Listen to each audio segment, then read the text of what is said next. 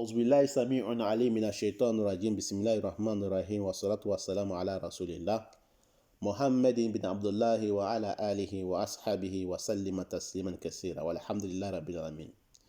Chers frères et sœurs en islam, nous remercions Allah subhanahu wa ta'ala, nous le glorifions. Allah le tout-puissant, le tout miséricordieux, Allah le omnipotent et omniscient. Donc nous allons vous parler aujourd'hui de notre interprétation des rêves selon l'islam, les rêves divergés, les étoiles numéro 2, leçon numéro 13.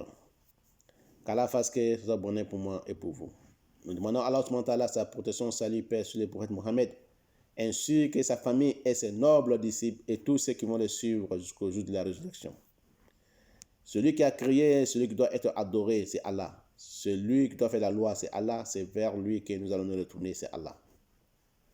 Chers frères et sœurs en islam, nous vous saluons avec une meilleure salutation. Assalamu alaikum wa rahmatullahi wa barakatuh.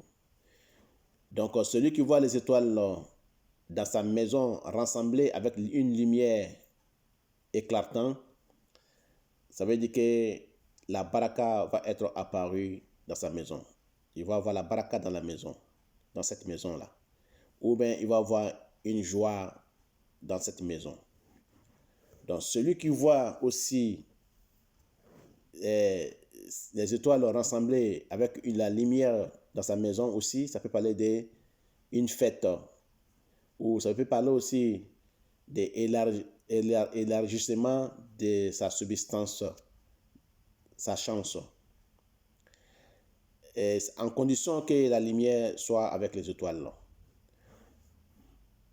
Si les étoiles n'ont pas de lumière, ils sont rassemblés dans la maison, mais sans lumière éclatante, ça parle aussi de la mort dans la maison de la personne qui est arrivée.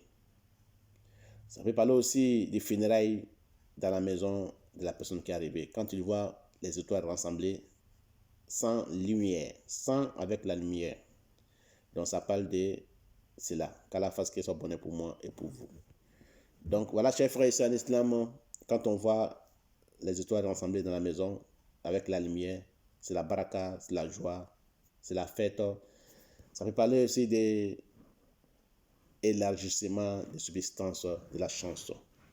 Qu'Allah fasse que ce soit bonheur pour moi et pour vous. Mais quand il n'y a pas de lumière, ça n'a pas de la mort, ça n'a pas de des funérailles. Nous allons nous retrouver, Inch'Allah, leçon numéro 14. Nous allons vous parler de la lune. Qu'Allah fasse que ce soit bonheur pour moi et pour vous. C'est Allah qui sait. Wallahu a'lam. Assalamu alaikum wa rahmatullahi wa barakatuh.